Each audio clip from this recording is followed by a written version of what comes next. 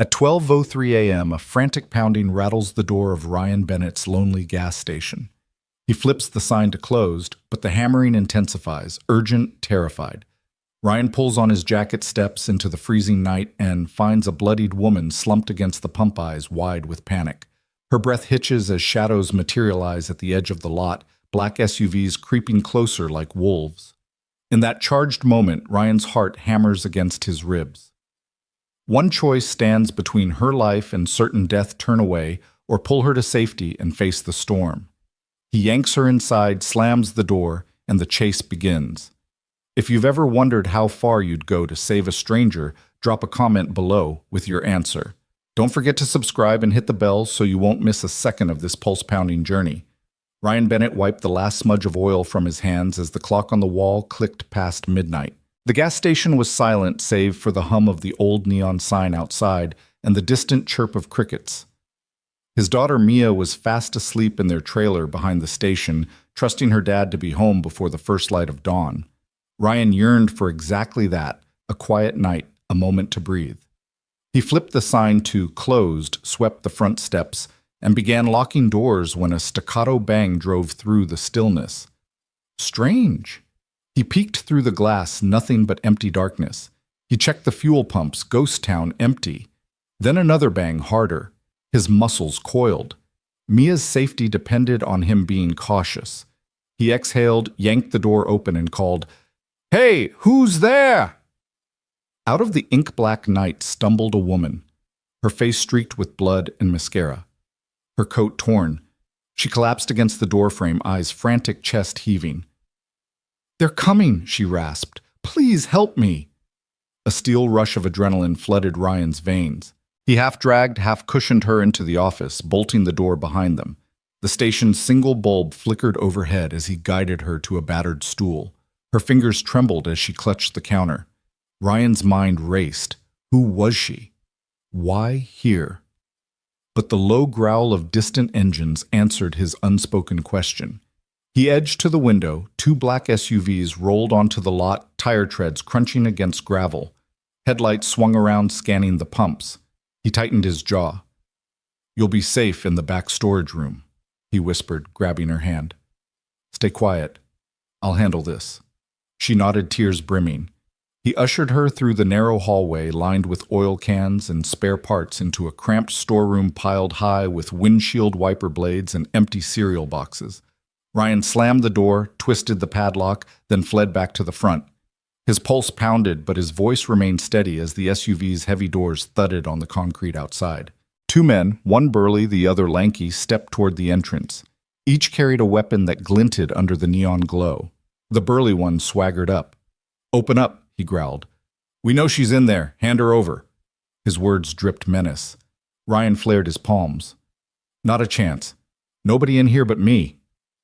The lanky man circled the station flashlight beam, slicing through the inky black. "Come on, pal," he taunted. "Don't make this messy." Ryan kept breathing. "Messy? Nah, I'd rather keep things clean." He pointed toward the old fridge by the counter. "You want snacks?" "They're over there." Suspicion flickered across the lanky man's face as the burly one grunted. "Forget it. Let's go." They retreated, revving away in a cloud of dust. Ryan didn't exhale until their taillights vanished down the highway. Then he raced back to the storeroom, heart lodged in his throat. The door shook with her sobs. He flicked on the light. She sat huddled, knees to chest, eyes rimmed crimson. "It's okay," he said, voice soft. "They're gone."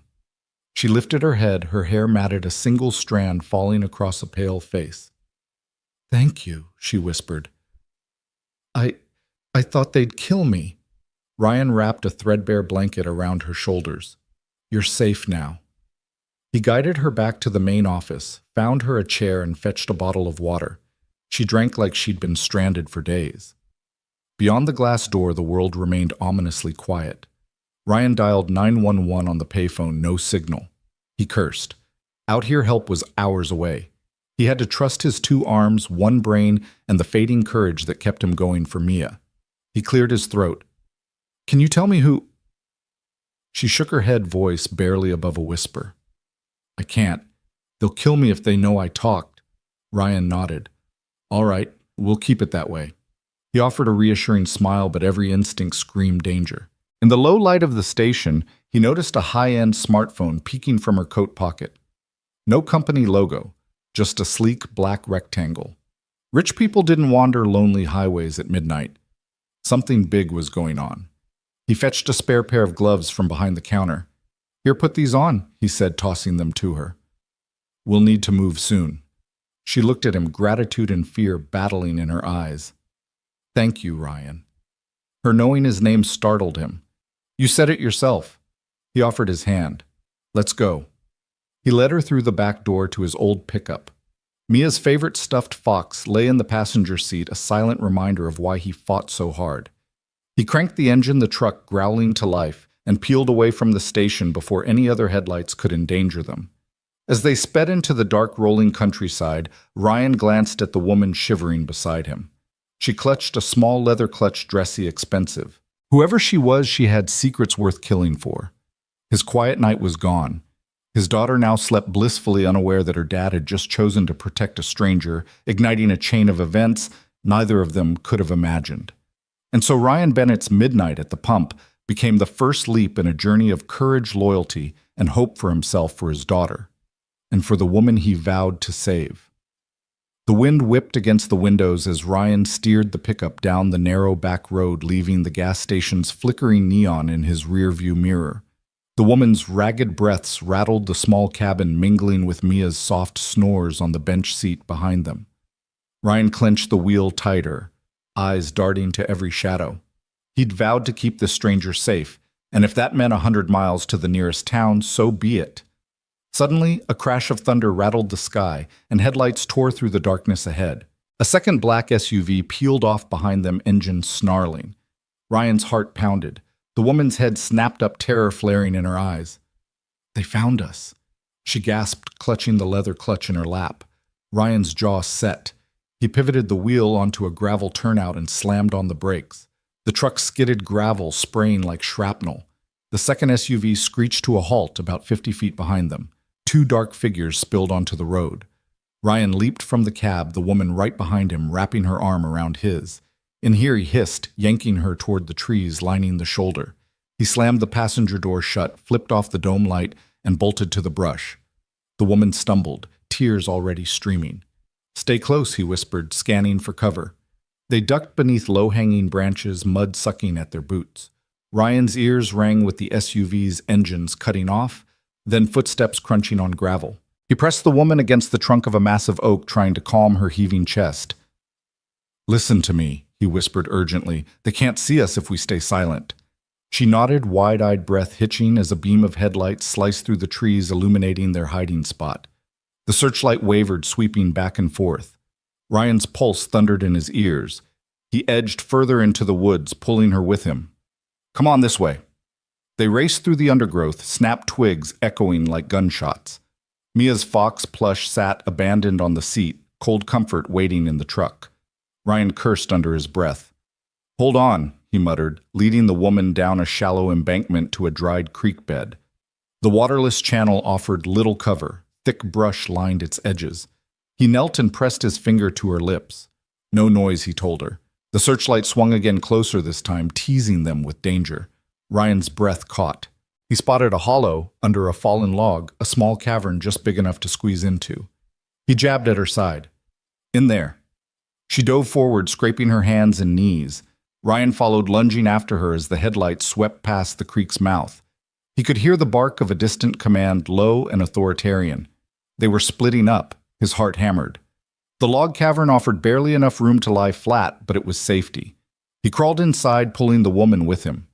The space was cramped and muddy. Her stiletto heel snagged on a root and broke. She whimpered and Ryan shushed her, pressing his finger to his lips once more. Her ragged breathing slowed, but the fear in her eyes burned bright. Outside, branches snapped as the men combed the roadside. Ryan's mind raced. He needed a plan. He scanned the cavern for anything to help. A rusted length of rebar from an old fence lay wedged in the mud. He edged for it, careful not to scrape his hands too loudly. Darkness swallowed his movements. The two men passed the creek bed, marching upstream. Their voices drifted in low tones. She can't have gone far, one hissed. Check every nook. Ryan clenched the rebar knuckles white. The woman trembled beside him. He swallowed hard, heart thudding. The men stepped into the creek bed, their boots brushing dry leaves. Both paused flashlights, sweeping left-right. Ryan held his breath. The beam passed inches from their hiding spot. He could smell the stale diesel on their jackets. Time stretched. Rustling leaves. His pulse drowned his thoughts. Then the voices moved on footsteps fading. Ryan exhaled relief, flooding his chest. He let the woman exhale too, her hand finding his in the dark. We have to get to the highway, he whispered. There's a gas station 2 miles north. It's closed, but there's a phone. She nodded, face pale. He squeezed her hand and crept out, rebar in hand, just in case. The moonlight was a sliver in the sky, but the clouds parted, casting a pale glow over the creek bed. They sprinted, stumbling around the fallen log, out of the channel and back onto the road's shoulder. The SUV was gone. Ryan allowed himself a breath. Then he snatched the woman's arm. This way, he hissed, pointing through the trees. They broke into the woods again, heading parallel to the road, thick roots lodging underfoot. She followed, wincing at every root, but determined. 15 minutes felt like an hour. Branches whipped their faces. Mud sucked at their shoes. But eventually the chatter of highway traffic teased them a distant hum that signaled escape. They burst onto the shoulder, blinking under the bright orange glow of sodium street lamps. Ryan scanned the road. A lone 18-wheeler rumbled past, headlights blinding. He raised his arms, stepping into its path. The driver slammed brakes, skidding to a halt. Ryan waved frantically. Please, he shouted. We need help. The cassette player scratched and a hard-faced driver leaned from his cab. Ryan yanked the woman forward, ducking as the truck hove to a stop behind them. Quick inside, he urged. The woman stumbled in and Ryan closed the door just as a second SUV roared past them, missing the truck by inches. Inside the cab, the driver peered at them. Jesus Christ, he muttered. What happened? Ryan's chest heaved. They're after her. He pointed down the road. 2 black SUVs they tried to get in, the driver cut in.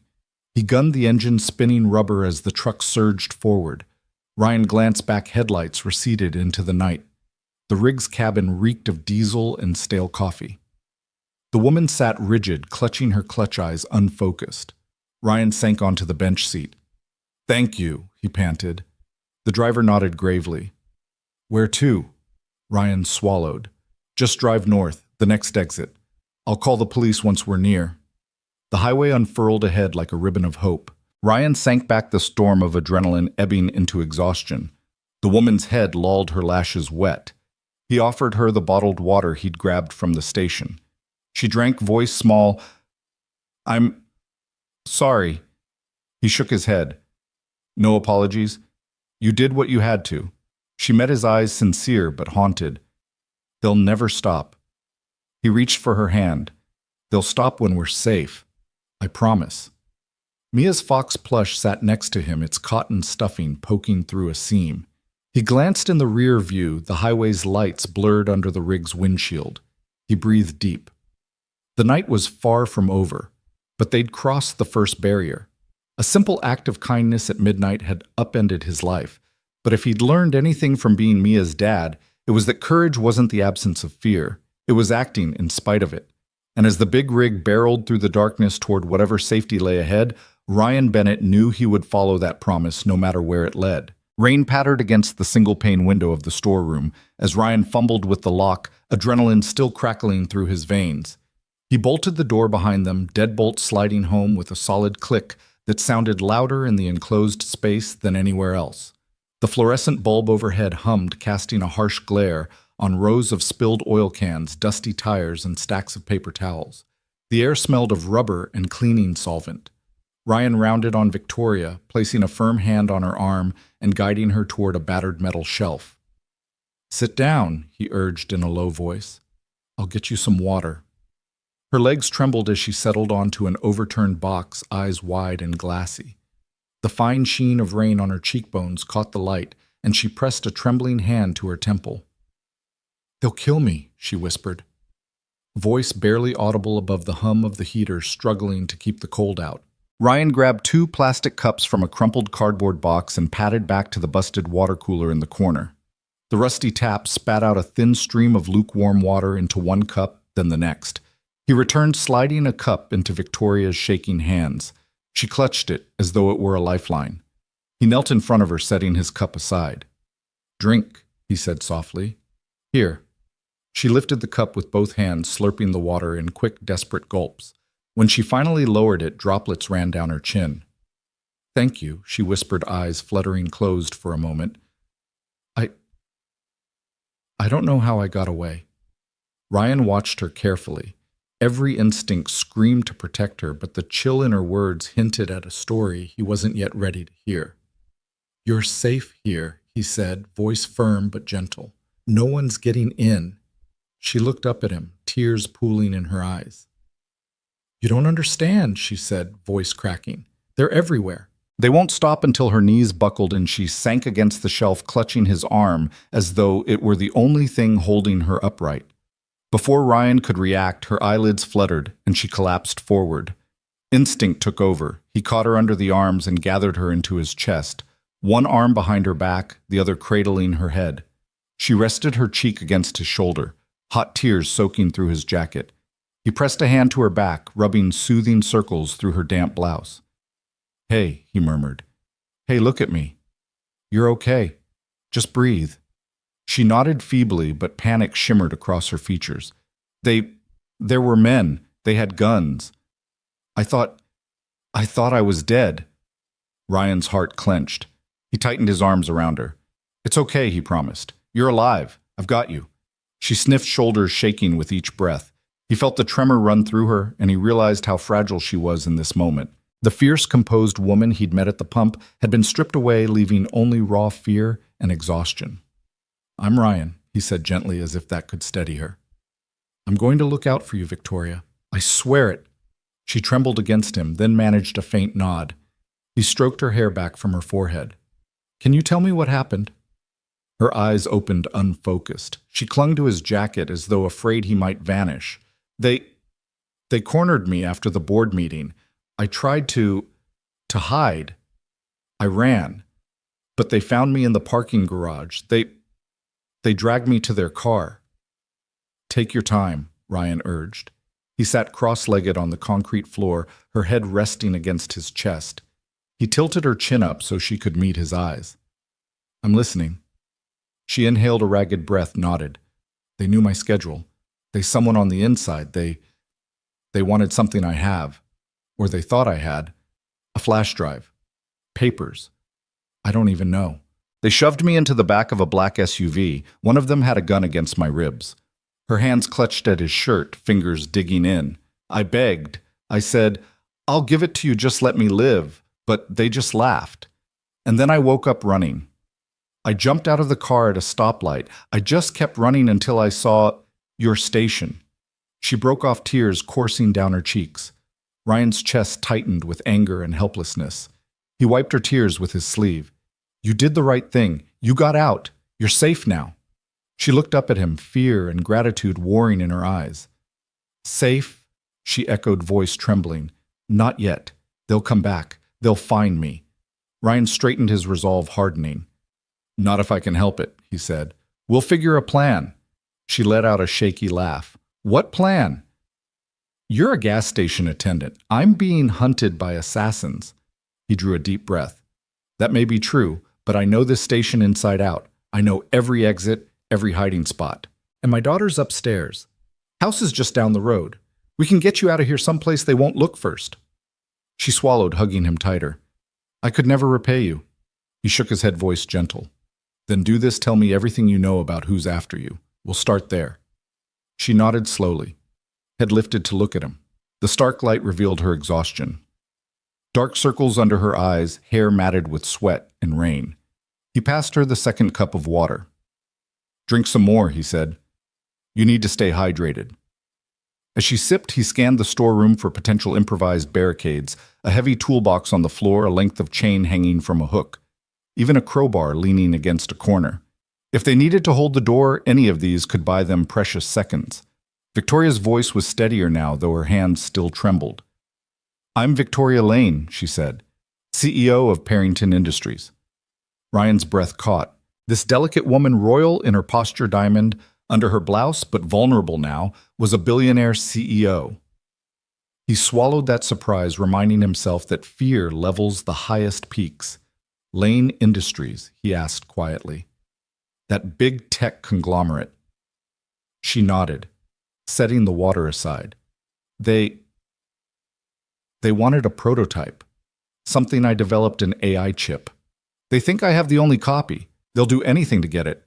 He processed that heart thudding. A corporate war had spilled into this rural corner of the world. All right, he said. Here's what we do first. Before he could finish, the storeroom door rattled. The bolt rattled under a hard knock. Ryan's head snapped to the sound, every muscle tensing. Who's there? He called, voice steady, despite the adrenaline. A muffled male voice answered. Open up, Bennett. We know you're in there. Ryan exchanged a quick glance with Victoria, who shrank back against the shelf. Stay down, he murmured. He rose and moved to the door, removing his hands from Victoria's shoulders so he could slide the chain latch. The door rattled as they heard boots thundering in the hallway. Ryan swung the door open a crack, not enough for a body to fit through, and pressed his shoulder against it as he peered out. Two men in leather jackets and jeans glared back, one aiming a flashlight through the gap. There, the taller one barked. Don't play games. Ryan's voice was calm but firm. You've got the wrong place. No one in here. The shorter man grabbed the handle and yanked. The chain held. Cut the crap, he snarled. We know you took her. Ryan braced his foot door, wobbling under their tugging. I'm not letting you in, he said. Walk away. They exchanged a look, then the flashlight beam swept past the door again. We'll be back, the taller one said, and next time we won't be so polite. With a final yank, they stepped off. Ryan waited until their footsteps receded down the hallway before bolting the chain and dropping to his knees beside Victoria. She stared at him, eyes wide as saucers. He pressed a finger to her lips. Shh. It's okay. They don't know where you are now. She nodded, tears glinting. He pulled her close once more. Rest, he whispered. Get your strength back. We'll figure out our next move. Victoria leaned into him, exhaustion finally pulling her under. As he held her, Ryan's mind raced with possibilities, calling the police would blow their cover, but leaving her here was suicide. The only choice was to get her out of town and fast. He pressed his forehead to hers. Hang on, he promised, voice fierce in the hush of the storeroom. Rain streaked down the window, and somewhere above the heater clicked again, promising warmth. He would not let those men find her. Not now. Not ever. And with that vow, he prepared to take the next step, whatever it took to keep Victoria Lane safe. Rain spilled in through the grimy front windows in harsh slashes of white as the black SUV's headlights swept across the rows of gas pumps. Ryan's heart hammered in his chest, a relentless drumbeat that threatened to give him away. He crouched low beside the storeroom door, Victoria's hand clutched in his, her eyes wide and fearful in the dim light. Outside, the engine idled, muffled but insistent, a predator staking its claim. He pressed his back against the cool metal of an oil drum and tried to swallow the lump in his throat. Victoria sank beside him, knees drawn to her chest, and he covered her hands with his own. They're here, she whispered, voice trembling. They found me. He forced a calm he didn't feel. Just breathe, he murmured. Remember you're safe as long as I'm here. Footsteps echoed down the narrow service corridor. The door rattled as two sets of heavy boots scraped against the concrete. Ryan tensed, every muscle summoned, every ounce of composure he could muster. When the door handle rattled, he took a steadying breath, reached up, and half-opened the chain latch just enough to peer through. Two men filled the frame. One was tall, broad-shouldered, arms corded beneath a leather jacket. The other shorter, lean, with sharp eyes that looked hungry for trouble. Both carried handguns tucked into the waistbands of their jeans. Their faces were half hidden in shadow, but Ryan knew he'd seen them before at the roadside, at the pump in the mist of that desperate midnight chase. He swallowed and stepped forward, closing the distance between himself and the door. "Can I help you, fellas?" he said, voice low and calm. Rain droplets spattered around them, tracing paths across the neon glow of the pumps outside. He kept his right hand visible, palms open, disguising the adrenaline that coaxed warmth through his veins. The taller man squared his shoulders, shining a flashlight through the gap. Its beam cut across Ryan's face, making him squint. "Cut the act, Bennett," he growled. "We know she's in here. We know you're hiding her." Ryan shrugged, adopting the easy confidence of a man minding his own business. "You got the wrong place," he said. "Nobody in here but me and some spare parts." The lean man stepped closer, tilting the flashlight to illuminate the storeroom's cramped interior. Boxes of wiper fluid, stacks of oily rags, a battered toolbox, everyday clutter in a small-town station. Nothing more. "Don't bullshit us," he snapped. "We saw her go in here. That woman you helped, she's worth a hell of a lot more than a free tank of gas." Ryan's mind raced. He needed to stall to give Victoria time to slip away to the basement hatch, to the back exit, anywhere but here. He cleared his throat. "Look, lady seemed all right when I sent her on her way," he said. "You sure you didn't catch the wrong guy?" The tall man's jaw twitched. "Don't play dumb," he spat, kicking at a discarded tire tread. "We've got orders to find her. We know she's inside. Let us in and nobody gets hurt." Ryan shook his head slowly. "If I let you in, you'll destroy half my merchandise," he said, voice gentle. "Not much I care to lose over a stranger I've never met." The shorter man leaned in, voice low and threatening. "You got 10 seconds to decide, Bennett, or we'll tear this place apart." Ryan's pulse sang in his ears. 10 seconds. He glanced back at Victoria, whose pale face gleamed in the flashlight glare. He mouthed "run," but her eyes squeezed shut in fear. They were pinned together, prey and protector, in a tiny metal cage. He turned back to the men and met their gazes evenly. "You could," he said softly, "but then who'd pay me for the mess? You fellas got a license for property damage." The tall man scowled, frustration blossoming in his eyes. He tapped the butt of his flashlight against the doorframe. "You think this is funny?" Ryan shrugged, trying to look casual. "Just trying to keep things simple." He edged sideways, blocking the view back into the storeroom. "Why don't you show me that license anyway? Or better yet, find a judge to order this place searched." "I'll wait." The lean man's finger curled around his gun's grip. Rain drummed on the roof in an urgent tattoo, as if mirroring Ryan's rising panic. The tall man reached for the doorknob, yanked on it with a hard jerk, and found the chain latch still looped, denying him entrance. He cursed under his breath, stepping back. "You're gonna regret this," he promised, voice low and dangerous. "We'll be back. Next time we won't be so nice." Ryan nodded, keeping his tone conciliatory. "Yeah, you do that," he said. "Enjoy your night." Their silhouettes retreated down the corridor, boots thundering as they disappeared into the outer lobby. Ryan waited until the footsteps faded, until the rocking echo of the SUV's engine grew faint again, then bolted the chain back into place. He closed the door with a trembling hand and leaned his head against the cool metal. His breath came in ragged gasps. Victoria pressed her ear to his chest, listening to his heartbeat like a warning siren. He knelt beside her, brushing damp hair from her forehead. "They're gone," he said. "For now." She exhaled, shuddering. "They'll be back," she whispered. "They won't stop." Ryan nodded. "I know," he said, wrapping his arms around her, "but I'm not letting them take you." Tears pooled in her eyes. "Why do you care?" "You barely know me." He held her tighter. "Because you needed help." And because he swallowed hard, searching for words that sounded true in his head, "I couldn't let you die on my watch." She stared up at him. The fight once fierce in her eyes, now fluttering like a wounded bird. Ryan gently lifted her chin until their gazes met. "Listen to me," he said. "I'm going to get you somewhere safe. But you have to trust me." Her throat worked, and she blinked, nodding through her tears. "I trust you." He guided her back against the shelf, gathering his thoughts as warning sirens pulsed on the horizon, distant but closing. The SUV might have driven off, but its promise lingered in the night air. Ryan rose to his feet and grabbed a dusty flashlight off the floor. Its beam was weak, but it would have to do. He clicked it on, then shone it around the storeroom, searching for an exit he'd overlooked. "There's a back door through the office," he said, voice low. "It leads out to a service yard. If we can slip out that way, we might lose them." Victoria blinked, rubbing at her eyes. "But what about your daughter?" He pressed a finger to her lips. "Mia's with Mrs. Fletcher next door. She's safe. I made sure they'd look after her if I got tied up. Right now we need to move." She sniffed, gathering her courage. Okay. He passed her the flashlight. Stay close, he warned, hand resting at the small of her back. Together they crept out of the storeroom, stepping lightly over oil-stained rags and discarded wiper blades. The station was quiet now, the rain muffling the world outside. He guided her through the dimly lit office, a swivel chair toppled on its side, a dusty register, a half-finished cup of coffee cooling on the counter. The door ahead groaned on its hinges, his path to freedom.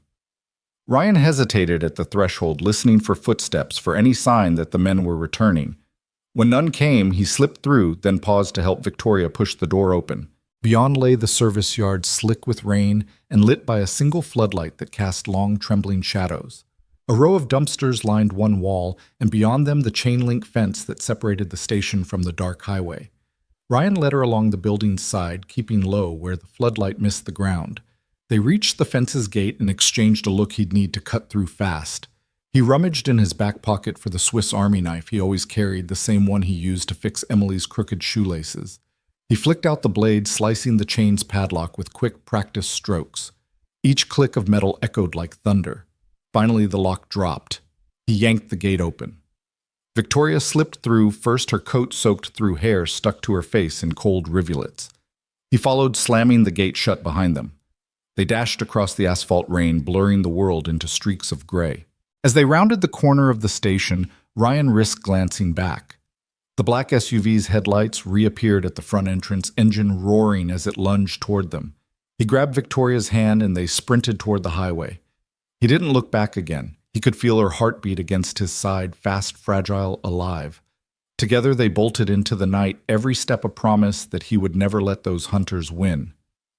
And as the SUV's engine faded behind them, Ryan Bennett vowed that no darkness, no threat would ever break his word. She would make it to safety, or they would face the end side by side.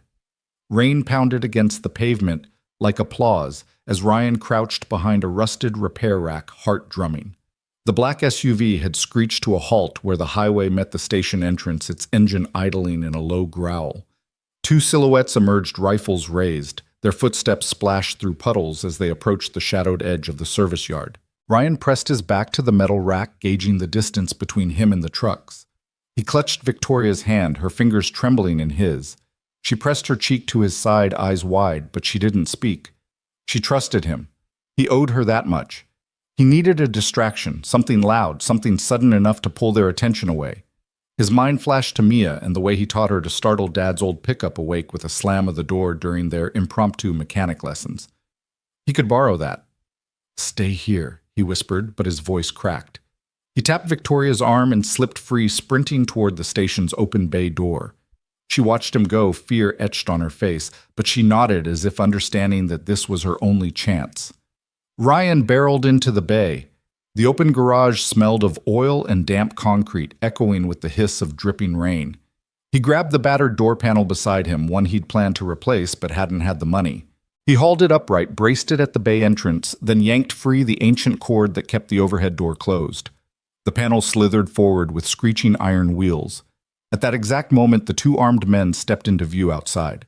One glanced up, startled by the roar of metal. The panel clanged against the frame, rattling like a gunshot. The taller man raised his rifle eyes, darting toward the racket. "Hey, Ryan!" hollered from the bay voice, loud and urgent.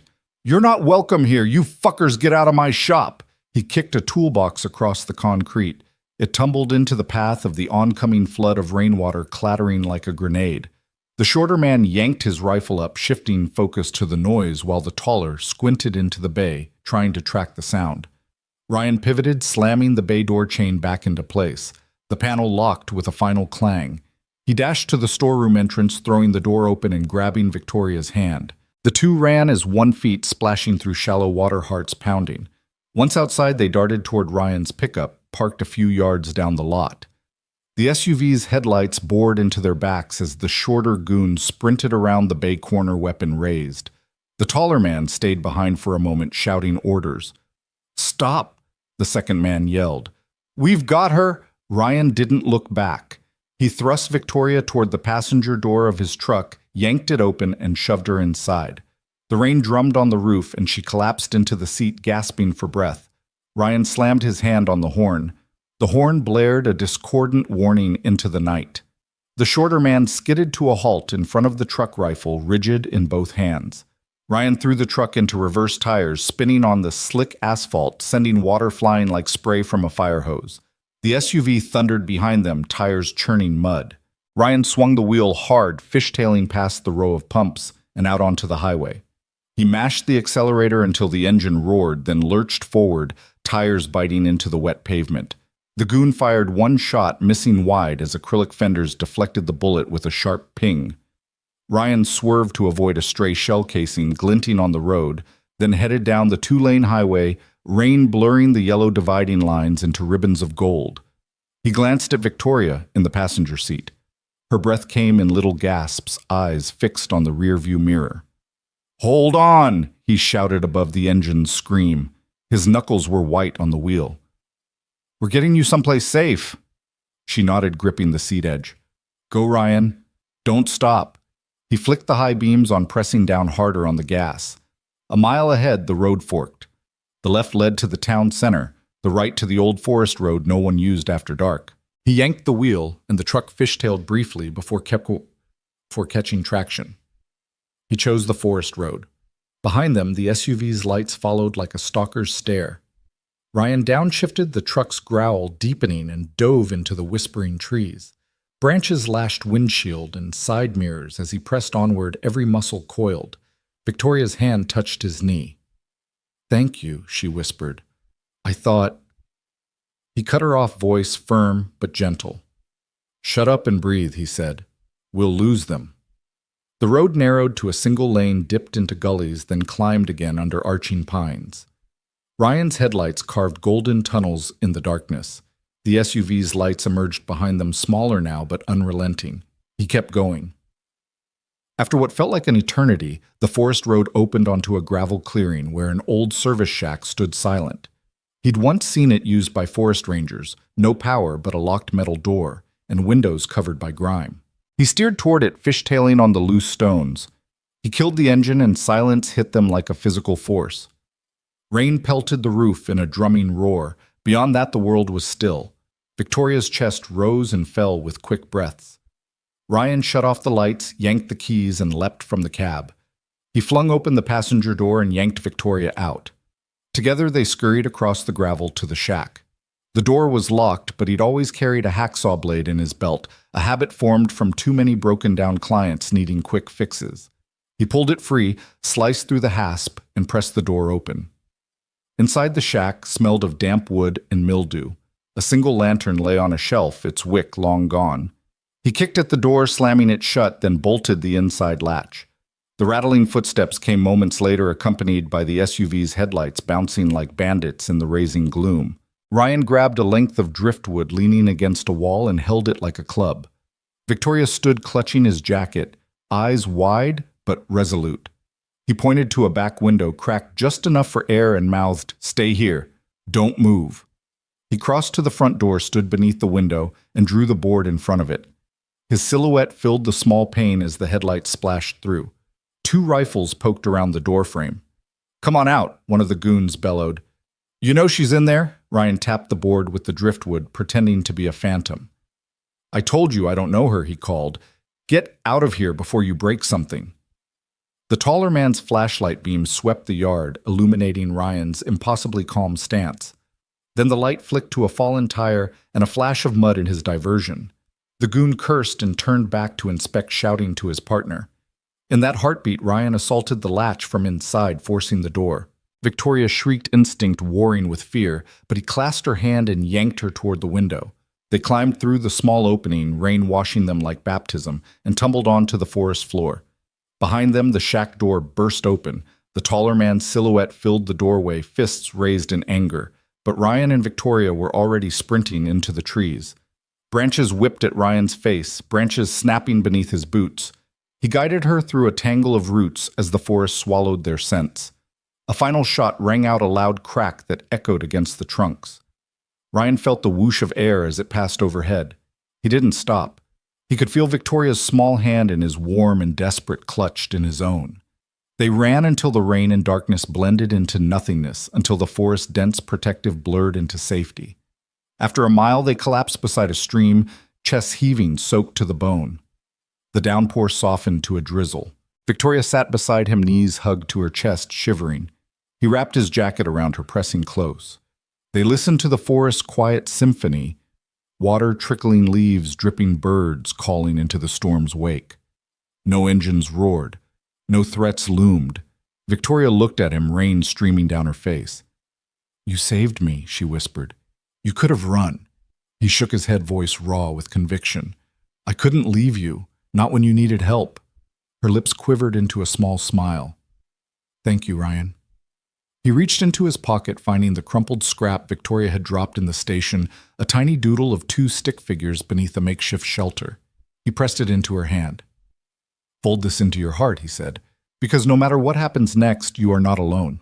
She tucked the drawing into her coat, and together they sat in the willow-dark forest, 2 souls bound by a narrow escape rein and an unspoken promise that whatever the dawn brought, they'd face it side by side. The truck's tires hissed against the wet asphalt as Ryan pressed the accelerator, leaving the gravel lot and its hunting shadows far behind. Rainwater that had clung to Victoria's soaked hair was now flung off the windshield, driven away by the fury of their escape. Every blur of tree and telephone pole that swept past was a reminder they were running, but to where he didn't know. All he knew was that Mia's safety. Mia, his little girl back home asleep in her bed, collapsed in his heart, alongside the trembling woman at his side.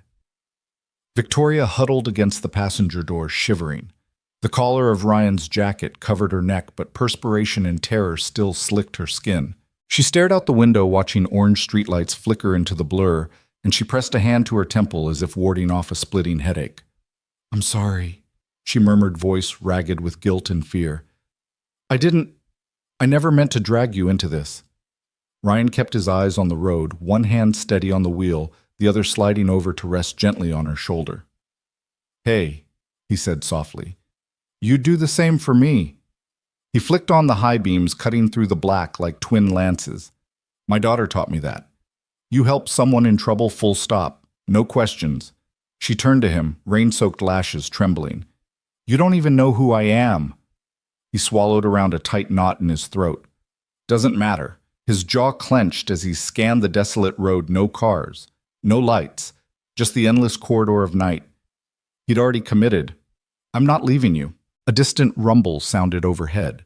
An airplane, maybe, but Victoria's gaze followed the sky as though expecting gunships. Ryan prayed that nobody had the means to follow them already by air. He eased off the gas.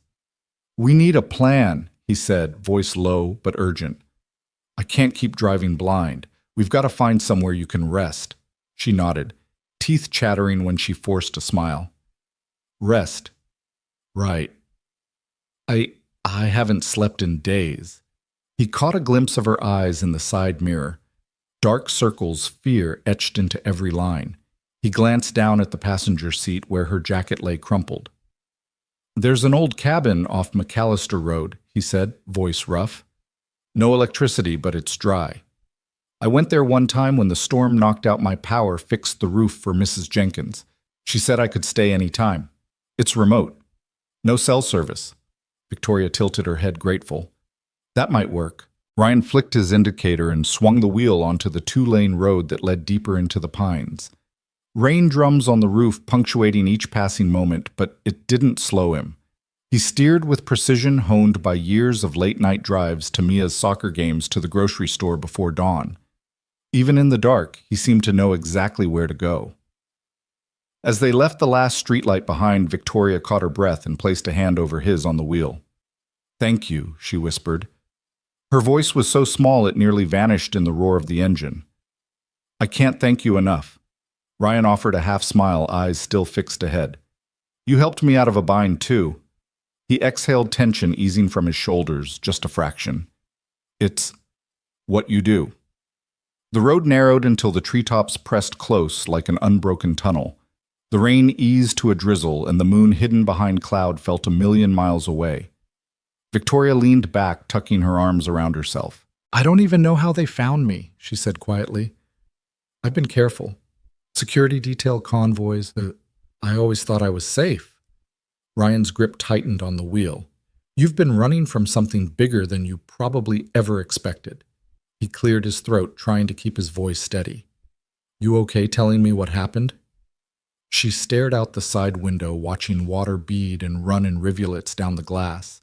After a long moment, she swallowed and began. I'm the CEO of Lanthorn Technologies. We produce specialized communications hardware, government contracts, private research. There's been a leak, someone selling our proprietary data. Last night I discovered who is behind it. For my own safety, I fled my hotel. I thought I could outrun them until morning. Ryan's brow furrowed. Selling tech secrets. People die for that kind of intel. He pressed his lips together. You must be pretty important. Victoria gave a rueful laugh. Important enough that they'll kill to keep me quiet. She turned to him, eyes haunted. I'm not just helpless. I'm a target. Ryan exhaled slowly. The road ended abruptly at a locked gate, his turnoff to the cabin. He rattled through his jacket pockets until he found a small keychain. He clicked the cabin gate lock open, swung the gate inward, and followed the gravel drive.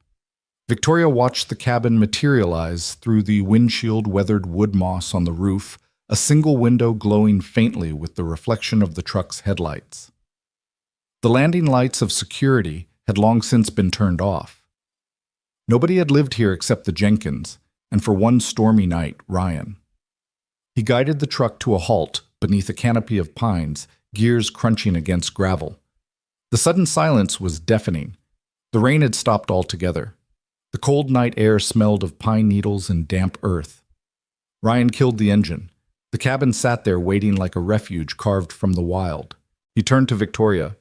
Stay here, he said, voice firm. Don't open the door for anyone. She nodded, wrapping the jacket tight around her shoulders. He reached across, pressed a gentle hand against her arm. I'll be right back.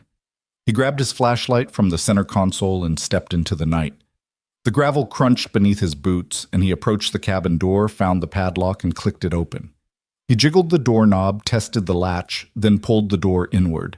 It creaked on rusty hinges. Inside the cabin was dark and musty. A faded rug covered the floor, a beaten-up wood stove sat cold in the corner, and a single lantern hung from a hook. Ryan fumbled for a match in his pocket, struck it, and held the flame to the lantern's wick. The cabin glowed with a soft amber light. Dust motes danced in the air. He moved to a storage shelf against the wall, found a stack of thick blankets and an old battery-powered lantern. He set it down on his rickety table, then crossed to the door and threw it wide, shining light toward the truck. Victoria's silhouette stood there, rigid with relief. He guided her inside, closing the door and relocking it. Here, he said, handing her one of the thick wool blankets. Sit by the stove. It'll be warm in a minute. He knelt to light a small fire, kindling newspaper a match. The stove hissed and spat sparks, then creaked to life, sending a wave of heat cascading through the room. Victoria shivered as she sank onto the front of a sagging sofa, tucking the blanket around her knees. She watched the fire glow, shadows flickering across her face. Her eyes glimmered. Thank you, she whispered again, squeezing the blanket. Ryan climbed onto a crate near the back wall, his silhouette framed by the rising warmth. Get some rest, he said softly. I'll set up my sleeping bag on the floor. We'll figure this out by morning. Her lip trembled and she wiped at her eyes. I'm sorry you have to do this, she said. I'm so sorry. He offered her a small, understanding smile. You saved me a few nights ago, he reminded her quietly. We're even. He paused, his gaze drifting to the window where the last of the rain tapped its farewell. Besides, you'd do the same for me. She nodded, tears glinting in the firelight. I hope you're right. Ryan stood and moved to a corner, unrolled his sleeping bag, and patted the ground. Try to sleep, he said gently. It's going to be a long night.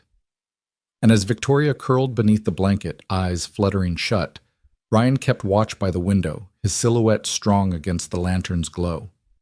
Outside, the night held its breath. Inside, two strangers bound by desperation and the promise of protection found a fragile peace, if only until dawn. Rain pelted the windshield as Ryan steered the truck onto the shoulder of the two-lane highway. The cabin's old wood stove might have been a sanctuary for the night, but Victoria's unease was palpable. She hadn't slept more than a few fitful minutes before stirring and whispering that they needed to move. Her pursuers hadn't given up, and Ryan vowed not to let them catch a glimpse of his passenger again.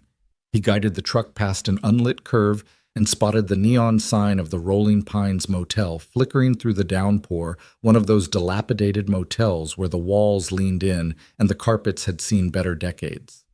But it would do. Trusting the scattered tourists and the motel's sleepy owner to overlook them felt safer than any remote cabin in the woods. With a careful turn, he pulled into a nearly vacant parking lot and cut the engine. Rain drummed on the roof, turning the overnight world into a blur of metal and neon. Victoria sat rigid in the passenger seat. Her soaked hair stuck to her cheeks, and the dampness highlighted the sharpness of her features. Ryan placed a steadying hand on her shoulder, gentle but firm. "This is it," he said. "We'll grab a room, get you dry clothes, and lie low until dawn. No one's looking twice at a middle-of-nowhere motel." She nodded, wrapping the cabin blanket tighter around herself.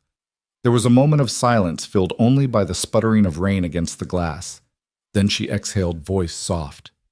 "Thank you, Ryan. I don't know how I can repay you." He shrugged, fishing his keys from his pocket. "You already did. If you're safe, that's enough." He climbed out into the night, the cold numbing his face, and unlocked a ground-floor room with a keycard. The door opened on a musty carpet patterned in archaic swirls of brown and orange, and they stepped inside, dripping water onto a plastic mat by the door. Inside, the neon glow from the sign outside cast shifting rectangles of blue and red across the threadbare bedspread. Ryan flicked on the overhead light, revealing 2 twin beds, a small TV mounted in the corner, and a sink where the faucet leaked just enough to leave a ring of mineral deposits. He rounded the corner to a tiny bathroom and found fresh towels draped over the doorframe. The place wasn't luxurious, but it had a certain comforting anonymity. Ryan handed Victoria one of the towels. "Here," he said. "Dry off. I'll call the desk and pay for 2 nights." She accepted the towel, wrapping it around her shoulders, and her eyes glistened with a mixture of gratitude and exhaustion. I've never been so cold in my life," she admitted, stepping into the tiny bathroom stall. He nodded, picking up the phone in the corner. "Front desk," he barked into the receiver. 2 nights. Room 12. Do not." He paused, catching the owner's distracted murmur in the background. "Never mind." He hung up and returned to the main area, dropping into one of the plastic chairs by the TV. He unzipped his backpack and withdrew a thermos of coffee and 2 paper cups. "Hot," he said. "Pouring. Drink up." Victoria emerged from the bathroom looking cleaner but still haunted. She took a cup with a trembling hand and blew across the surface before drinking. "That's incredible," she murmured, warmth spreading through her fingertips. "How did you always have hot coffee on you?" Ryan gave a half smile. "I'm a single dad. Hot coffee is how I survive the world." He leaned back, studying her.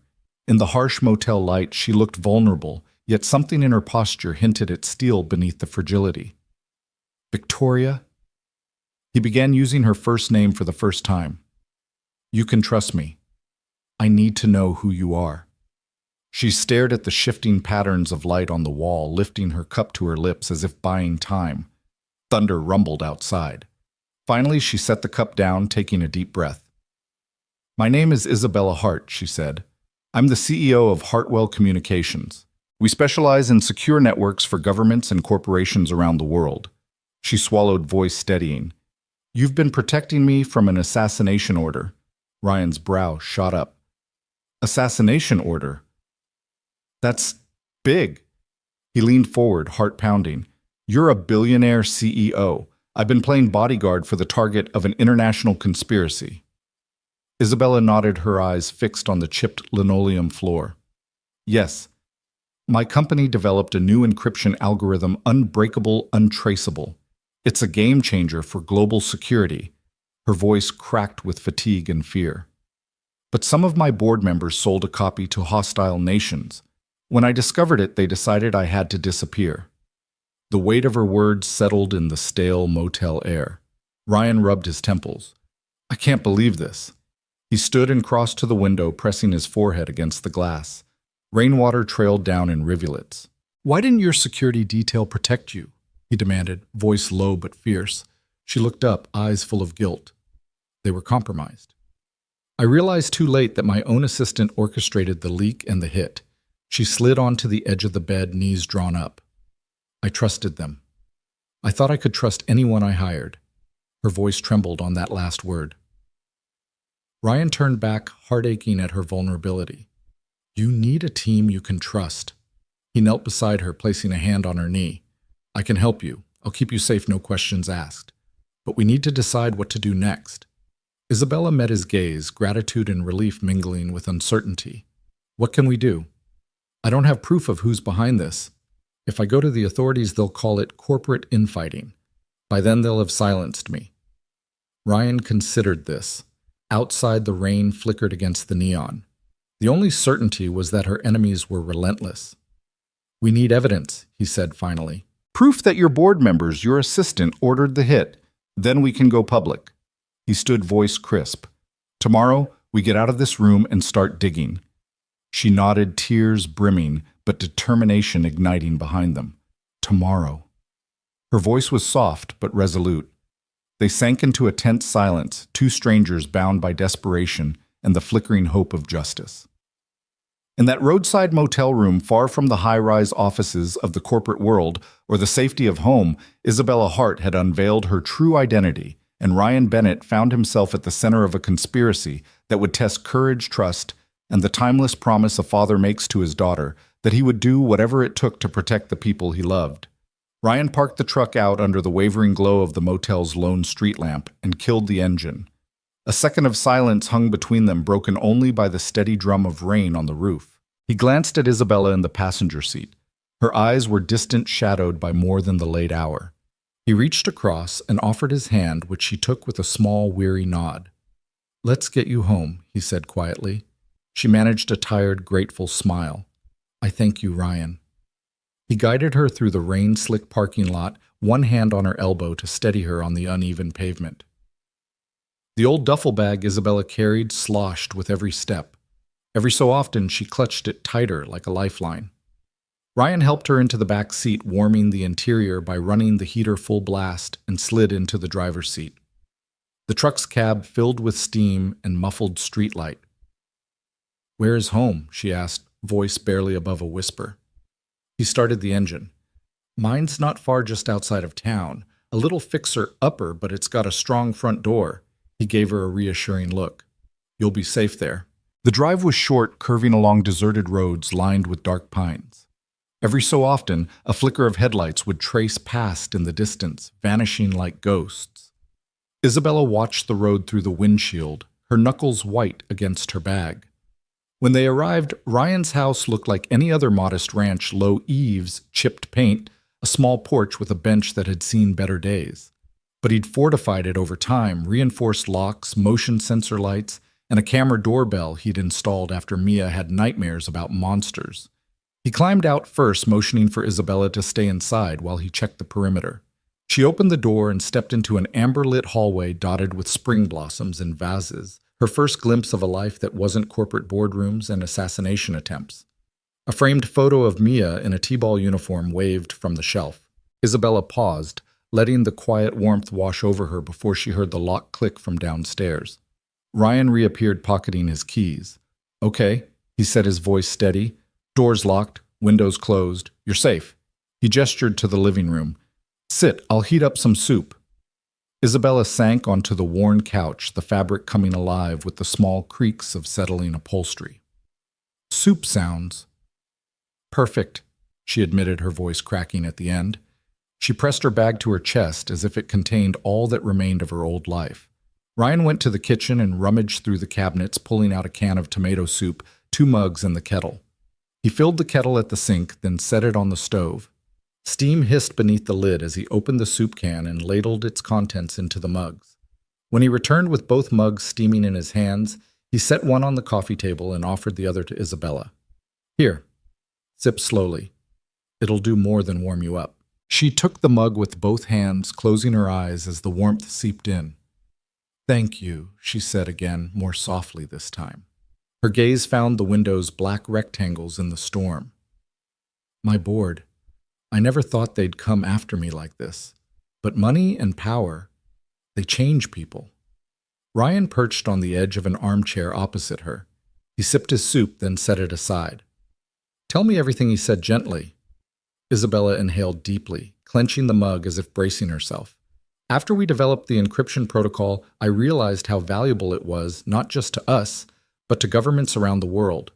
My board members, some of them saw an opportunity to sell it. They leaked prototypes, sold licenses to regimes who would pay anything. I discovered it confronted them. Then my assistant vanished shortly after I got threats. I thought it was a bluff until last night. Her voice trembled, and for a moment Ryan saw not a billionaire CEO, but a frightened woman perched on the edge of a life she once controlled. He leaned forward. Your assistant, any idea where they went or who's behind it? She shook her head. No, that's what terrifies me. It could be any of them. The CFO, the head of R&D, even some of the senior board members. They're united by greed but not by loyalty to one another. I can't trust my own company. He nodded, digesting the breadth of her betrayal. So they want proof destroyed, and you silenced. His words weren't a question. They'll come after any record that ties them to the leak. Isabella's eyes glistened. Exactly. They'll wipe out data, eliminate witnesses. They've already sent hitmen. Ryan rubbed his chin. We need more than a motel stash of towels and soup. We need a plan. I want to help you, but I also have to protect my daughter. Mia's only 8. She paused, tears gathering. I know. That's been my biggest fear, that I'd drag someone else into this. Someone innocent. She looked at him, sorrow and regret etched in her features. I don't want Mia or you to pay for my mistakes. He set his mug down and folded his hands, leaning back. We'll keep you off their radar. My place is a fortress they won't see coming, but we need evidence. We need hard drives. Emails, signed contracts. Something so concrete that when we go public, the world will have to believe you. Isabella stiffened, determination flaring. Yes, I have copies, encrypted backups. Hidden. My lawyer kept them in New York. It's my insurance policy. But getting there, with them hunting us, it's suicide. Ryan studied her, weighing the risk. We'll find a way. We'll need allies, someone you trust who won't turn. He tapped his knuckles on the arm of the chair. I know a guy, my old friend Marcus. He's into cybersecurity freelance. He owes me a favor. He can extract the data safely without leaving a trace. She exhaled, relief flickering. That could work. If he can get it, then we can broadcast everything live. No going back. Ryan nodded. But first we make sure you're safe here. He stood. You'll stay in my guest room, locked door, no windows. I'll set up a laptop for video calls with Marcus. I'll be on guard all the way. Isabella rose, wrapping her arms around herself. You're doing so much for me. She stepped toward him, eyes bright with gratitude. How can I ever thank you? He gave her a small, rueful smile. Just get back to work. And if this all goes sideways, make sure Mia's okay. Her lips trembled. I will. I promise. He patted her shoulder, then took the mugs back to the kitchen. The kettle was still warm, but he didn't bother to refill it. The night stretched ahead, plans to make allies, to contact dangers to outwit. Yet, in that living room cluttered with Mia's homework on the coffee table and family photos lining the walls, Isabella found a measure of peace she hadn't felt in weeks. Ryan returned and flicked off the overhead light, leaving only the lamp by the sofa. Steam curled from the mugs in the dim glow. He handed her back the mug, now mostly empty. Go on, he said gently. Drink the rest. We leave tomorrow at dawn. Isabella cradled the mug, her gaze softening. Thank you, Ryan, she whispered one last time. He stood, voice gentle. Sleep. Tomorrow secrets go on the table and we start taking this back. In the quiet of the storm-battered house, she nodded. Wrapping the blanket tighter, she eased onto the couch and closed her eyes. Outside, the rain continued its relentless symphony, but inside, a fragile alliance had formed, one built on trust, shared danger, and the unwavering promise of a single dad determined to shield his daughter and the stranger whose fate had become their own. Rain-slick pavement gleamed like oil as Ryan parked the truck across the street from Orion Motors' towering glass headquarters. The city lights above pulsed through the droplets that clung to the windshield. Isabella sat beside him, her posture tense, phone clutched in her hand. The email from her chief legal counsel had arrived only minutes ago, emergency board meeting. Your presence is required immediately. She swallowed hard, fighting the tremor in her voice. They've leaked the files. My assistant sent everything to the press. Now they say only I can contain the fallout. Ryan reached across the console, squeezing her hand. We'll get through this. They stepped into the lobby, the doors whooshing shut behind them. The marble floor stretched halfway to the impossibly tall ceiling, reflecting the rows of polished suits striding purposefully past. A bank of receptionists greeted them with polite smiles, but their eyes darted to Isabella, as if to confirm she was the woman who'd made the news headlines. She cleared her throat. I'm here for the board, she said to the nearest desk attendant. He offered a curt nod and tapped a name into his tablet. Ms. Hart, please proceed to the executive elevators. Security will escort you. Suit-clad guards materialized beside them, faces as unreadable as etched granite. Isabella allowed herself a stiff nod. She knew Ryan was on his own. He slipped back, fingers brushing her arm. Stay safe, he said. She offered herself a steel smile and disappeared down the corridor. Ryan watched the guard doors close behind her before steeling himself and heading for the visitor lounge. Inside, a handful of executives milled about with coffee cups and tablets. He recognized the CFO, the man who'd plotted to sell Orion secrets, hovering by the barista station, his gold cufflinks flashing under the fluorescent lights. The CFO glanced at Isabella's empty chair at the far end of the room and sneered. Ryan's jaw hardened. He approached a friendly face, a regional VP named Carla, who'd once visited his garage during Orion's community outreach. Carla, he said quietly. Has Ms. Hart arrived? She glanced around, tension flickering in her eyes. She's in the boardroom. And they're not happy. They blame her for the leak, even though she didn't authorize it. Ryan nodded, suppressing anger. Thanks. He moved toward the heavy doors marked Executive Boardroom. Inside the room was harsher than he expected, a long obsidian table under pinpoint lighting surrounded by high-backed chairs occupied by stern-faced directors. Isabella stood at the head of the table. Her shoulders squared even as she clutched the edge of the table for support. At her side waited her legal counsel. Shoulders hunched beneath his tailored suit. As Ryan slipped in unnoticed behind two burly security officers, the CFO rose. Isabella, he said, voice dripping with false concern. The public backlash is catastrophic. Our stock is plummeting. Partnerships are on the line. We need swift action. A public resignation could be the price for any further leaks before this drags us all under. A low murmur of agreement rippled around the table. Isabella's eyes froze with defiance. I didn't leak anything. But the chairman? A silver-haired woman named Marjorie cut in. Save it, Isabella. You're the only one with the authority to manage this crisis. If you won't step down, then you must bear the blame. Isabella closed her eyes, fractionally collecting herself. She opened a leather portfolio, removing a slim stack of glossy binders. These are the unredacted documents proving who colluded to sell our encryption. They're scheduled to go live tonight. Shock rippled through the room. The CFO's smirk faltered. You're bluffing. She tapped the files. I'm not. My assistant uploaded everything. You have until midnight to come clean. Otherwise, I'll deploy them across every major news outlet. Silence crashed down like thunder. The board members exchanged terrified glances. Some shifted in their seats. Others leaned forward, studying her with recalculated wariness. The CFO recovered first, his voice low and threatening. You'd burn us all to save yourself. Isabella held his gaze. I'd stop you from betraying this company and protect every employee, especially my people. Ryan watched from the doorway, heart pounding at her courage. Yet he knew courage alone wouldn't win this fight. He slipped in, further lingering near the back of the room. Marjorie cleared her throat. This is unprecedented. A public scandal could collapse Orion overnight. She met Isabella's eyes. But a private settlement buying back the assets, quieting the press, could salvage our reputation. If you step aside voluntarily, we'll protect your interests and ensure you're never implicated. Isabella set the files down deliberately. You mean cover up your crimes, she said. No, I'll expose everything. The CFO's knuckle whitened on the table. You're risking it all. She drew in a slow breath. I'm saving it all. A tense hush fell. Then Marjorie nodded once sharply. Very well, you leave us no choice. The chairman's voice echoed off the steel walls as the board erupted in hurried murmurs. Security officers moved to escort Isabella out. That's when Ryan stepped forward.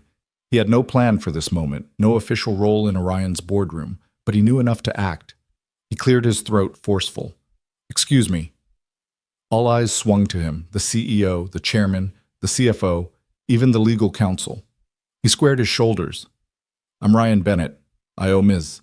Hart everything. My house, my security, my daughter's safety. I don't know corporate law, but I know loyalty, and I'm not leaving." A board member snorted.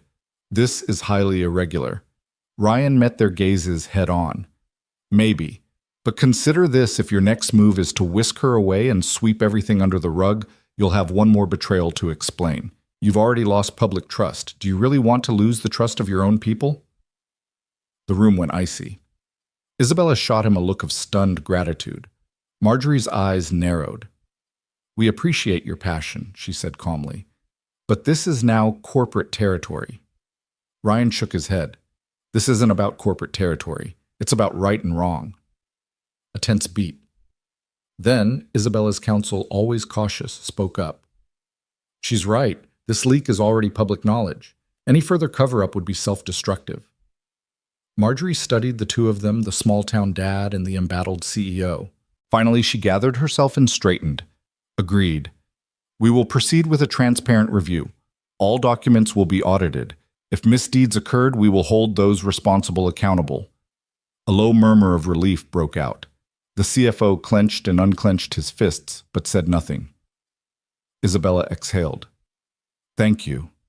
Ryan stepped back, heart still pounding. He watched as the board chair called for order, instructing the CFO to begin the audit process and legal to coordinate with Isabella's team. The room's tension lifted, replaced by cautious cooperation. Outside the conference room, Isabella waited as Ryan rejoined her. She reached for his hand. "I never expected you'd step in." He gave her a crooked smile. "I couldn't stand by and watch you get steamrolled." She squeezed his hand, eyes bright. "You saved me again." He shrugged. "We saved each other." As they walked out through the lobby, the suits who had glared now offered nods of respect. Even the CFO gave a grudging half-smile as they passed. The polished marble no longer felt cold. It felt like the arena where justice, however messy, had a chance to win. Outside, the rain had eased and the city lights shone like beacons. Ryan paused, looking up at the Orion Tower. He didn't feel like an intruder anymore. He felt like a guardian. Isabella slipped her arm through his. "Come on," she said softly. "Mia's waiting." Ryan smiled and led her back to the truck. As they drove away, the skyscraper faded in the rearview mirror, its blazing windows a reminder that sometimes, even in the coldest halls of power, a single act of courage could reshape the game. The morning sun glinted off the polished conference table, turning it into a mirror for the tense faces gathered around it. Ryan Bennett leaned forward, palms flat on the gleaming surface, tracing an invisible line between the stack of technical reports on the left and the exploded diagram of Orion Motors' flagship model on the right. Around him, a half-dozen engineers in crisp polo shirts and khakis exchanged skeptical glances, their lines of code and CAD renderings clearly better suited for boardroom slides than a grease-stained mechanic's rag. But Ryan wasn't fazed. He tapped a thick page of test data where suspension deflection numbers spiked at certain speeds. "See these readings here?" he asked, voice calm but firm. All the simulations show stability up to 60 miles per hour. But on the real track, the car jumps every time it hits those expansion joints. That spike, he pointed, that's the moment the dampers bottom out. Dr. Priya Sharma, lead systems engineer, frowned at her tablet. "We ran the finite element analysis 3 times. The CAD model aligns with spec. If anything, the physical testing is flawed." Ryan shook his head, a small creak in his voice that betrayed late nights spent poring over manuals. "I've been in the trenches, literally. When your damper bottoms out, you're not talking about a few extra millimeters of travel. You're talking a harsh snap that tears at the mounting points. Eventually, metal fatigue sets in, and that's where catastrophic failure happens." A ripple of chatter broke out, some whispered agreement, others reluctant praise of his down-home terminology. The CFO, still nursing a bruised ego, glared at Ryan's boots and looked back at the engineers.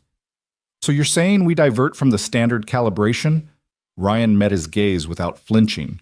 Standard calibration assumes your damper valving stays linear under load. In our tests, it doesn't. We need to revalve the dampers so the compression curve softens right before the bump. That'll keep the wheel in contact with the road instead of slamming through. Silence stretched as the team digested the proposal.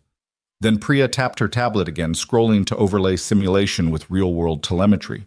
If we adjust the flow control valve by 20%, we might reduce the deceleration peak by half. It's unconventional, but it could work. Ryan nodded. Exactly. It's unconventional, but so was trusting a small-town mechanic with your flagship, yet here we are. A few engineers exchanged wry smiles. One younger engineer, Marcus, cleared his throat. I think we can prototype this today. We have a spare set of dampers in the R&D lab. If we modify the shim stack and test it on the rig, we'll know by this afternoon. The CFO pursed his lips, conflicted. Then he looked at Marjorie, the chair of the board, her silver hair framing an expression that blended prudence and hope. She inclined her head once crisply. Proceed, she said. Relief and determination flickered across Ryan's face. Thank you. Let's get to work. The morning hours blurred into a whirlwind of activity. In the R&D bay, Ryan stood over a chassis mounted on a hydraulic rig, the original dampers removed and replaced with the modded prototypes. Engineers huddled around laptops, tweaking control algorithms and monitoring pressure gauges. Lucas, the head of test operations, leaned in. We're ready for the first cycle. Stand by. Ryan gave a small thumbs up. He'd never imagined himself orchestrating a high-tech test, but there he was, guiding engineers with the same certainty he'd once used to teach his daughter Mia how to ride a bike. When the rig cycled, the car's simulated wheels dropped into the troughs in the floor surrogate expansion joints, and then there was only a gentle compliance instead of the violent jolt before. The control room exploded in excited chatter. Priya punched her tablet. Readings are stable, peak deceleration down by 60%, ride height remains consistent. Ryan allowed himself a satisfied grin. That's it. By late afternoon, the team had rerun several more cycles, each confirming that the new damper valving held firm. The engineers moved from test rig to track simulator, running virtual drive loops and live data playback. Finally, Lucas turned to Ryan, eyes bright. We can sign off on the fix. No delay necessary. Back in the boardroom, the atmosphere had shifted from grim resignation to cautious optimism. The CFO, arms crossed, cleared his throat. Mr. Bennett, I have to admit I thought you were out of your depth, but this works. It'll save the launch. Ryan shrugged, feeling uncharacteristically pleased by the compliment. I just fixed a problem, same as always. He reached into his back pocket and pulled out Mia's crayon-scrawled note, best fixer ever. He laid it on the table. The children's literature professor turned VP next to him, stifled a chuckle before her face softened. Marjorie leaned forward, gaze sweeping the group. This is more than a quick patch. This is a demonstration that hands-on experience and fresh perspective have a place at Orion Motors. I propose we formally recognize Mr. Bennett's contribution, effective immediately. Applause rippled around the table, genuine and enthusiastic. The board members rose to their feet, many offering handshakes and nods of respect. The CFO offered a grudging smile as he approached Ryan. Welcome to the team, Mr. Bennett. I hope you'll accept a permanent position because we need this kind of ingenuity. Ryan met his gaze, shaking his head with a rueful grin. I appreciate it, but I'm just a dad who wanted to keep his family safe. I'll help however I can. Isabella, standing at the head of the table, now stepped forward. Her eyes glistened with pride and relief. I know how much you've given up to be here, Ryan, and how much you've risked. You've earned whatever title you want. Senior Technical Advisor. She gestured at the engineers or head of problem solvers. Honestly, I don't care what it says on the business card. I just can't imagine this team without you. Ryan felt his throat tighten. He glanced at the door, picturing Mia waiting at home, eager for dinner and her nightly bedtime story. Then he returned to Isabella's gaze. I'd be honored. Laughter and applause broke out anew, filling the room with energy that banished the last shadows of doubt. As the board members began to discuss implementation plans, training sessions, departmental budgets, project roadmaps, Ryan slipped out of the circle, stepping back to the edge of the room. He rested a hand on Isabella's shoulder. Hey, he said softly. She turned, smiling warmly. Thank you. He nodded, his gaze drifting to the downtown skyline visible through the floor-to-ceiling windows. The city pulsed with possibility. He thought of home, of Mia's proud grin, as she'd learned to draw straight lines of the smell of pancakes on Sunday mornings, of quiet nights rebuilt by courage and kindness. Let's go home, he said. Isabella nodded, and together they left the boardroom.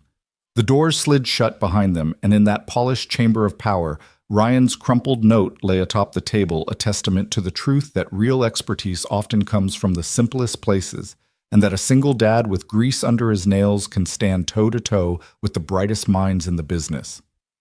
Outside, the afternoon sun warmed the polished plaza. Ryan felt lighter than he had in months. He'd come from grease to glass, proved his worth, and forged a bond that would carry him through whatever challenges lay ahead. Above all, he'd shown Mia and himself that no matter how small you start, determination and heart can drive you to heights you never thought possible. And as they walked to the waiting car, he knew this was just the beginning of a new journey, one built on trust, resilience, and the power of believing in the person right next to you. The late afternoon sun slanted through the tall windows of Orion Motors' executive conference room, casting long, warm beams across the polished mahogany table. Ryan Bennett stood at the head of the table, face illuminated by presentation slides that confirmed what everyone in that room had been fervently hoping for. Orion's flagship vehicle was ready to launch on schedule. He clicked off his tablet, the final dataset, real-world track results showing perfectly calibrated suspension vanishing from the screen. Almost instinctively, a ripple of applause began. At first slow, then surging into a full standing ovation, the assembled board members rose to their feet, their faces bright with genuine admiration. Ryan felt a flush of disbelief at hearing the sound he who had entered this room 2 days earlier as an underqualified mechanic, now greeted as a savior of multi-million-dollar product lines. Marjorie Sinclair, the chairwoman, stepped forward, offering her hand. Mr. Bennett, she said, her voice clear and warm, your insight and your courage have done more than save a launch. You've saved countless jobs and preserved Orion's reputation.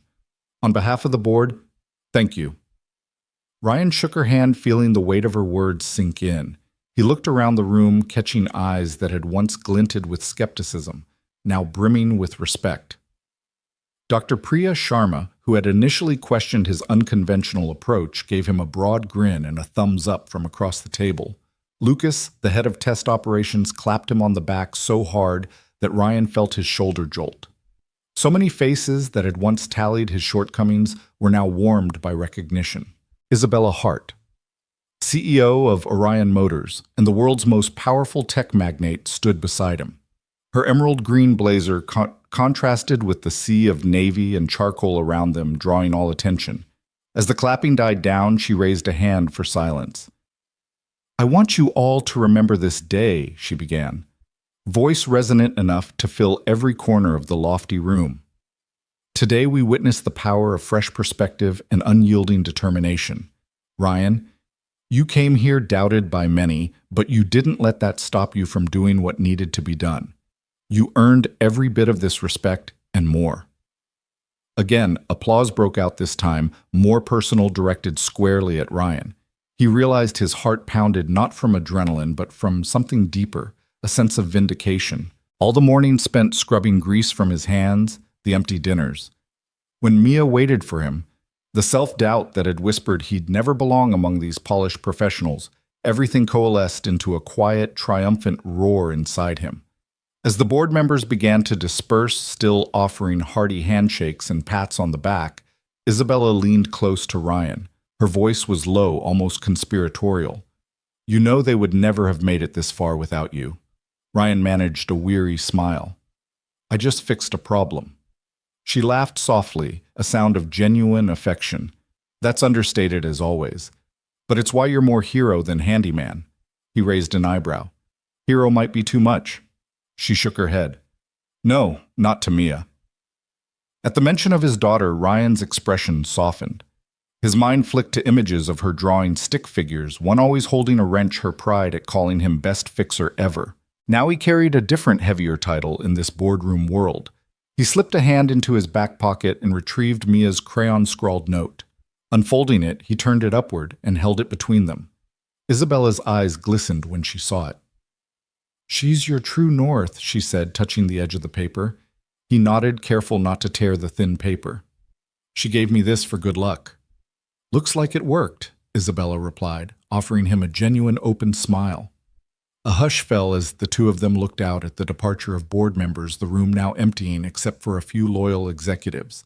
Ryan felt a sudden pang of emotion, pride in his work relief that Mia's future was secure, and a quiet gratitude that kindness had brought him here. They began to step toward the door together. Isabella paused, turning back to the room one last time. "Let's make sure we keep harnessing this unexpected brilliance," she said, nodding toward Ryan. "This is just the beginning of what you and I can do." Ryan's heart fluttered at her words. "I'm in," he said softly, but with surprising conviction. Outside the conference room, the hallway glowed in the golden late daylight. As they walked, Isabella slipped her arm through his, a gesture that spoke of partnership rather than hierarchy. "Dinner tonight?" she asked, casual but intentional. "You, me, and that note of Liam's." Ryan laughed, the sound light and free. "I'd like that. I owe her a story about her dad's big day." Isabella smiled knowingly. "I can't wait to hear it." They stepped into the bustling lobby, the insistent hum of the building resuming around them. Security guards, busy assistants, the distant rev of tests on the R&D floor. Yet in that moment, Ryan felt perfectly at home. He glanced down at his worn jeans and work boots. They were greasy, scuffed, unmistakably his. Before today, he might have been self-conscious walking these glossy hallways in such attire. But now those very jeans were proof of a lifetime spent solving problems, of a man who never quit, and of a father's determination to build a future for his child. He looked up at Isabella, her confident stride matching his own. The city skyline outside beckoned a glittering expanse of possibility. He realized that the distance between grease pits and glass towers had shrunk to nothing more than a single act of courage. Together they moved forward, stepping into the next chapter, one where respect had been earned, where vindication had transformed into opportunity, and where a single moment of kindness had reshaped two lives forever. As they walked down the corridors of power, Ryan Bennett carried with him every lesson learned, that true expertise transcends titles, that respect is earned through action, and that a dad's love can be stronger than any boardroom politics. And at his side, Isabella Hart, once a frightened stranger, now walked as an ally, forever grateful and forever changed. The morning sun glinted off the last patches of snow melting on the Bennett family's driveway, turning every droplet into a tiny prism of light.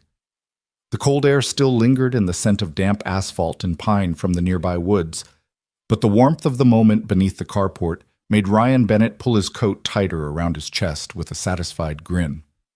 Under the soft hum of an electric heater, 8-year-old Mia crouched beside a restored 1967 Mustang, her small hands gripping a spark plug as she gingerly handed it to Isabella Hart. Isabella, still clad in her tailored blazer from last night's gala, had rolled up her sleeves and let the engine oil stain her cuffs as she carefully guided Mia's hands into the engine bay. Their laughter bounced off the brick facade of the garage, bright and infectious. "Careful with the threads," sweetie, Isabella coached, her voice light but patient as she demonstrated how to screw the plug into place. Mia's tongue peeked out in concentration, and with a gentle click, the plug seated perfectly. A triumphant giggle burst from her lips. "Got it!" she crowed, high-fiving Isabella. Ryan watched from the doorway, leaning against the jamb with arms crossed, pride swelling in his chest. Just a few days ago, both of them had been strangers thrust together under perilous circumstances. Now here they were, two women from entirely different worlds bonding over a vintage car and the promise of spring. "Look at you," Ryan said, voice thick with affection, teaching the CEO how to be a mechanic. He stepped forward, brushing snowflakes from his hair and crouching beside Mia. "You doing okay there, kiddo?" Mia beamed up at him, her cheeks flushed from the cool air and excitement. "Dad, she's the best teacher ever." "Right, Miss Isabella?" Isabella chuckled, wiping a smudge of grease from Mia's forehead. "I'm learning as much from you as you are from me." She straightened, brushing back her hair. "I never realized how much goes into keeping an old beauty like this running smoothly." The Mustang, its faded teal paint now gleaming after a fresh coat of wax, sat proud on its jack stands. A few tools were scattered on the concrete floor, a torque wrench, a funnel, and a rag dotted with oil spots. The scene looked more like a family project than the culmination of a high-stakes corporate rescue. Ryan rose and stretched his back, the ache from yesterday morning's boardroom still faint in his muscles, but outweighed by the contentment he felt now. "All right, moment of truth," he said, moving to the driver's seat and turning the key. The engine roared to life in a healthy rumble that echoed through the garage and out into the crisp morning air. Mia and Isabella exchanged delighted looks. "You did it," Mia exclaimed, running around the front of the car to look up at her father. Ryan cut the engine with a gentle twist, then climbed out and tossed the keys to Isabella. "Your turn." He invited a playful glint in his eyes. Isabella caught the keys with both hands, her gaze softening as she looked at Ryan. She slid into the driver's seat, her blazer now unbuttoned, and turned the key. The Mustang responded instantly, its purrs smooth as silk. She leaned out the window, beaming. "Let's see if I can handle that steering wheel." Mia dashed around to Isabella's side and offered a hand, which Isabella took before the CEO climbed down. They switched places under Ryan's encouragement, Mia pretending to shift gears, and Isabella crouching to her level to let her guide the wheel. The simplicity of the moment, just three people sharing time, laughter, and elbow grease, felt like the best possible antidote to the last few weeks of danger and intrigue. Back inside the warmth of the garage, Ryan fetched 3 mugs and poured hot chocolate for Mia. Coffee for himself, and strong black coffee for Isabella. The 3 of them settled on old wooden stools by a narrow workbench, sipping their drinks as the Mustang's engine coolly ticked in the background. "Remember when you first showed up here bleeding and exhausted?" Ryan asked, nodding toward Isabella. "I honestly didn't know what to think. Now look at us." Isabella raised her mug with a wry smile. "I remember thinking, this guy might just be crazy enough to save me." And he did. Her gaze softened as she looked at Mia. "And you young lady saved both of us with your courage and kindness." Mia hugged her mug cheeks, warm from the chocolate and pride. "I just wanted everyone to be safe." "That you did?" Ryan said, turning to Isabella. "You know, before all this, I never imagined someone like you would be tinkering on old cars in my driveway." Isabella set her mug down gently. "I never imagined I'd find more support in a small-town garage than in a boardroom. You and Mia showed me what really matters. People, not profits." Ryan nodded thoughtfully, taking a sip of his coffee. "Mia's mom used to say the same thing. She'd be proud to see this, how far a little kindness can go." His eyes softened, and Mia reached over to squeeze his hand. Isabella placed her hand over theirs. "And now your kindness has saved lives, protected futures, and built something stronger than any corporate contract. You gave me a second chance, Ryan, a chance to rebuild trust both in myself and my company." Ryan's chest tightened at her words. "We all deserve a second chance," he said quietly. "Even me." He gestured around the garage. "I've spent my life underestimating what I could do. Tonight, yesterday, everything changed." Mia's brow furrowed in concern. "Daddy, are you okay?" Ryan lowered his voice to a gentle rumble. "I've never been better, Mia." He stood and lifted her onto his hip. "But I think it's time we took care of a few more things around here." "Right?" Mia squealed in delight, and Isabella laughed. "What's next on the list, Mr. Bennett?" she asked. Ryan looked at the socket set, the empty toolboxes, and the Mustang waiting patiently for its wheels. "Well, I think that old Mustang deserves some new tires, and then maybe we take her for a spin around town." "What do you think?" Team Isabella winked at Mia. "Count me in." Mia pumped her fist. "Let's do it." The 3 of them moved into action, grabbing wrenches and chatting about torque specs and tire pressure as though they'd been a team for years. The warmth of their camaraderie filled every corner of the garage, weaving a new memory into the Bennett home's legacy, one of resilience, unexpected friendship, and hope. Outside, the last snow patches shimmered like forgotten diamonds beneath the wide blue sky. Inside, the engine's purr had cooled to a calm hum, and the laughter of a little girl and her 2 heroes echoed like a promise that even the coldest, darkest nights can give way to mornings warmer than any before, and that a single act of kindness can spark a future brighter than anyone dared imagine. And as the engine of life turned once more, Ryan Bennett knew, without a shadow of a doubt, that this was only the beginning of their brighter tomorrow.